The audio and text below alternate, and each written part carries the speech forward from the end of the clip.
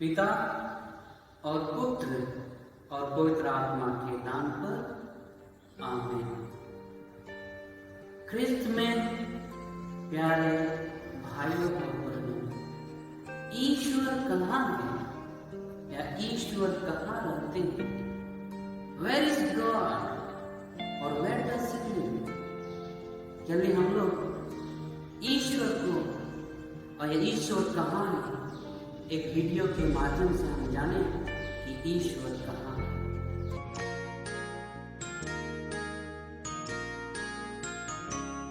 कहाँ रहते हो प्रभु,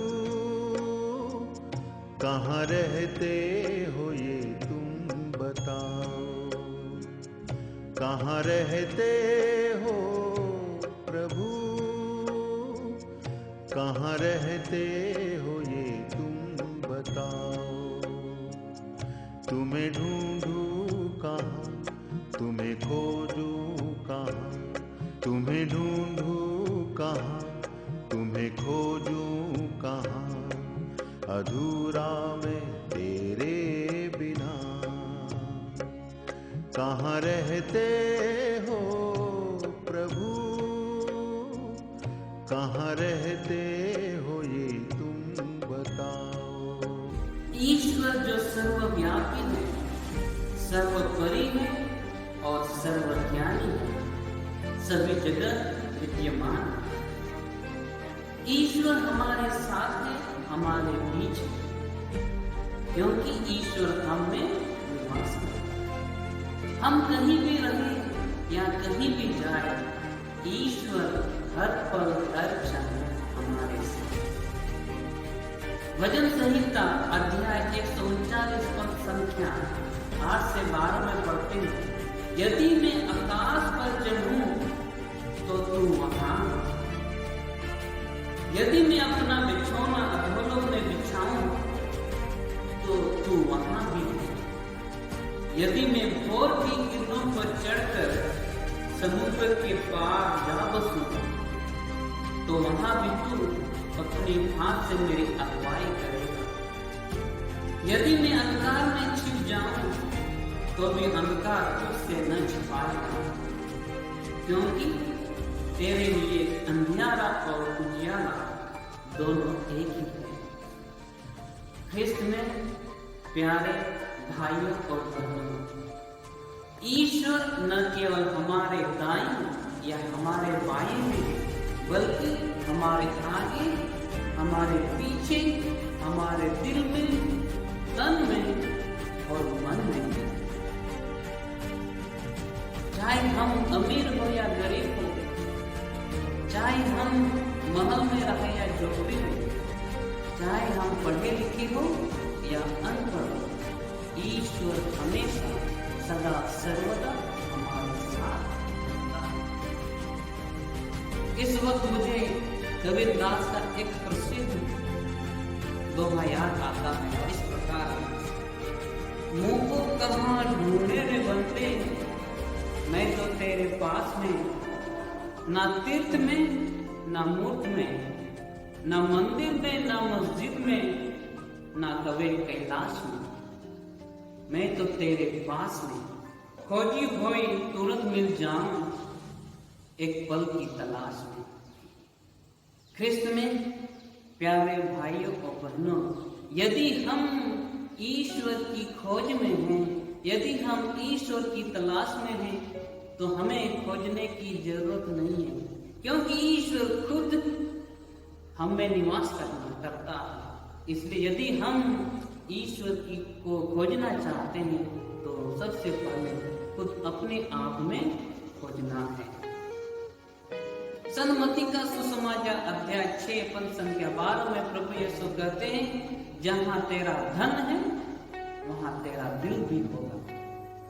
For where your treasure is, there your heart be also.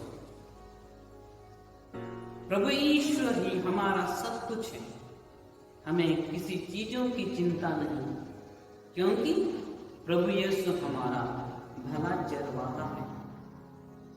The Lord is my shepherd, there is nothing I shall want.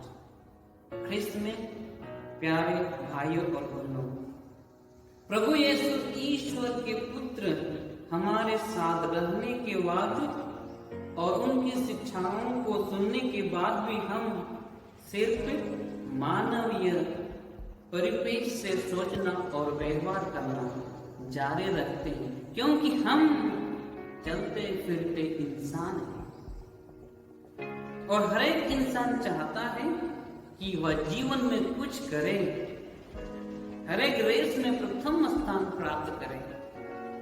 हर एक विद्यार्थी की अभिलाषा है, मनोकामनाएं हैं कि वह क्लास में फर्स्ट आए।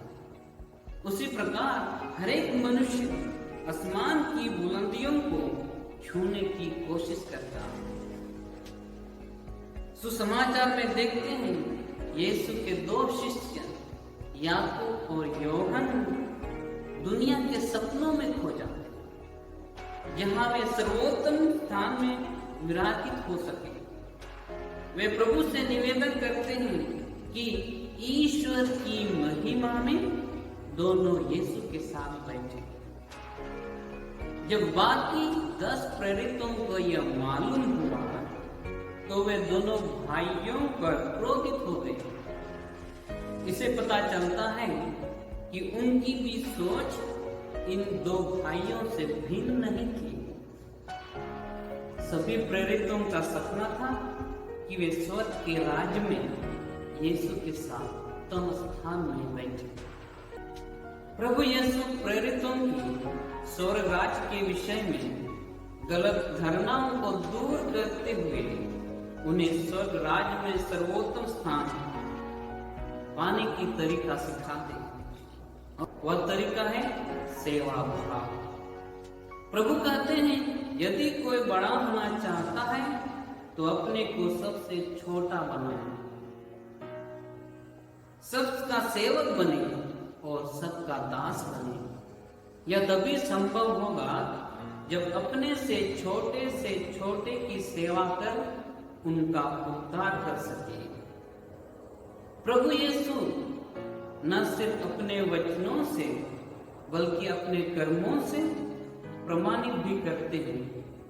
संत मार्कुस के सुसमाचार अध्याय 10 संख्या 45 में हम लोग पढ़ते हैं, मानव पुत्र सेवा कराने नहीं बल्कि सेवा करने आया है। और संत योहन का सुसमाचार अध्याय 13 पद संख्या 14 में लिखा है, यदि मैं प्रभु और गुरु होकर भी तुम्हारे पांव धोए तो तुम भी एक दूसरे के पांव धोना चाहिए।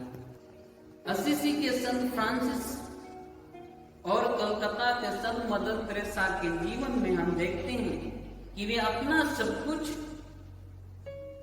छोड़कर यीशु का अनुसरण किया। संत फ्रांसिस प्यार से उस रोगी को चुम्बन किया और अपना सारा जीवन उनकी सेवा में बिता दिया। संत मदर तेरेसा लोगों की सेवा के लिए अपना सब कुछ, अपना जीवन का कुर्बान कर दिया। उनके पास मात्र 10 रुपया था और 10 रुपया में लाखों लोगों की सेवा की और लाखों लोगों का घाव हुआ। संत फ्रांसिस और संत मदर तेरेसा ऐसा इसलिए कर पाए क्योंकि उन्होंने प्रभु के स्वर्ग राज्य को न सिर्फ पहचान लिया बल्कि उस तक पहुंचने का रास्ता भी पहचाना, और वह रास्ता है लोगों की सेवा। इसलिए संत मदर तेरेसा कहती है, ईश्वर ने मुझे सफल होने के लिए नहीं बुलाया, उसने मुझे वफादार होने के लिए बुलाया है। God has not called me to be successful, He has called me to be faithful. ख्रिस्त में प्यारे भाइयों और बहनों, सेवा भाव के साथ एक बात हमेशा जुड़ी रहती है, वह है दुख तकलीफ। जब भी हम दूसरों की सेवा करते हैं, दूसरों की मदद करते हैं, हमें इसकी कीमत चुकानी पड़ती है। कभी कभी धन या फिर अत्याचार। इसलिए प्रभु यीशु अपने शिष्य याकूब और योहन से कहते हैं, जो प्याला मुझे पीना है, क्या तुम उसे पी सकते हो?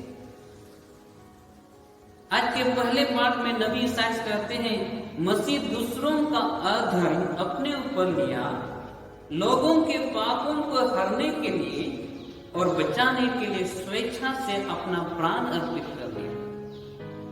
और दूसरे पाठ में संत पौलुस कहते हैं, यीशु पाप को छोड़कर सब बातों में हमारे समान बन गए, क्योंकि वह हमें प्यार करता है और हमारी सहायता करने के लिए तैयार हो जाता है। आज प्रभु यीशु अपने शिष्यों के साथ साथ हम सबसे पूछते हैं, जो दुख मुझे सहना है, क्या तुम उसे सह सकते हो? क्या हम दूसरों की सेवा प्रभु यीशु के पद चरणों में चलकर संत फ्रांसिस और मदर तेरेसा जैसे दूसरों की सेवा प्यार से करने के लिए तैयार है? हमारा जवाब क्या है?